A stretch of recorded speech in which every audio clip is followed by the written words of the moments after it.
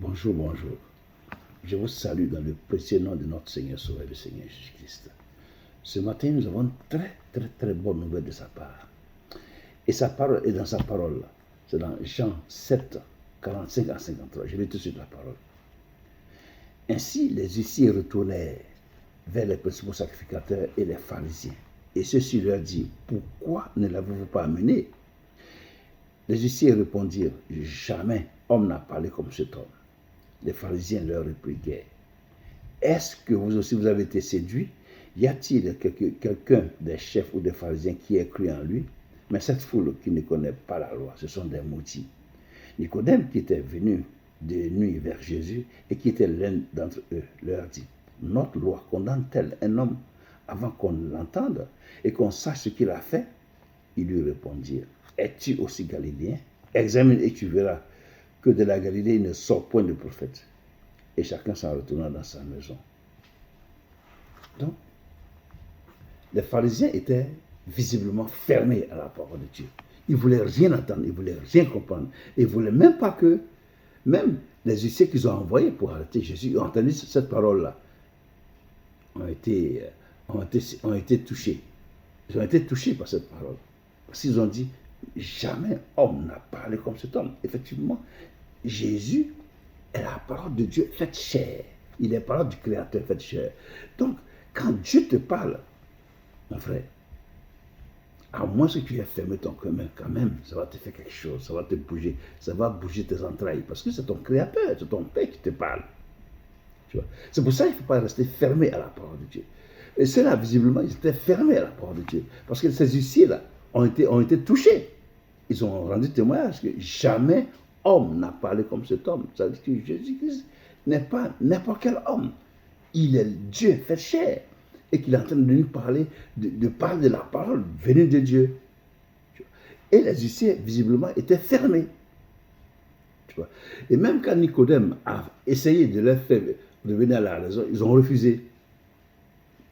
Ils ont dit, es-tu galiléen? Examine et tu verras que de la Galilée, il ne sort jamais de prophète. Mais ils ont menti parce qu'ils ne connaissent pas la loi. Parce que de la Galilée, là, est sorti Jonas comme prophète. Le prophète Jonas vient de Galilée. Le prophète Élie vient de Galilée. Naoum vient de Galilée. Élisée vient de Galilée. Tous ces prophètes-là viennent de Galilée. Même Osée vient de Galilée.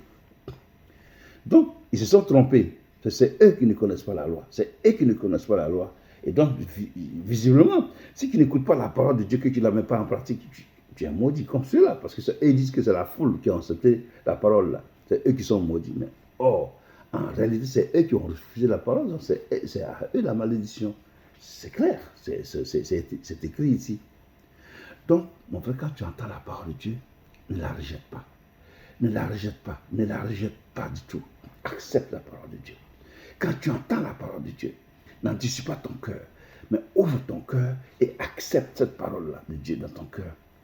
Pour que cette parole-là te transforme. Parce que la parole de Dieu elle est vivante. Elle ne vient pas en vain comme ça. Dieu ne fait pas ces choses au hasard. Il cible toujours un but. Toujours un but. Donc si toi tu passes par là, que tu as entendu cette parole-là, il ne faut pas fermer ton cœur à la parole-là. Ouvre-toi.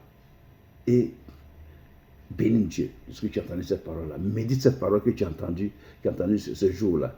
Et le Saint-Esprit va t'aider à comprendre pourquoi il t'a parlé. Et tu verras la gloire de Dieu. Dieu ne fait jamais rien au hasard. Il fait toujours quelque chose pour un but. Toujours. Et il atteint toujours son but. C'est pourquoi il ne faut pas rester fermé. Il ne faut pas rester fermé à la parole de Dieu. Il ne faut pas rester fermé à la parole de Dieu. Il faut toujours écouter la parole de Dieu et la mettre en pratique. Méditer la parole de Dieu. Il faut la méditer pour comprendre pourquoi est-ce que tu as entendu cette parole-là aujourd'hui. Oui, il y a toujours un but. Il y a toujours un but. Que Dieu vous bénisse. Que Dieu vous bénisse. Et toi qui as entendu cette parole-là ce matin, ce n'est pas en vain que tu as entendu cette parole justement. Ce n'est pas en vain.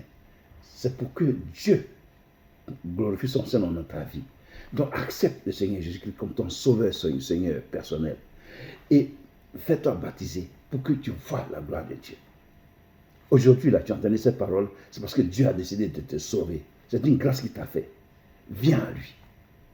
Que Dieu te bénisse.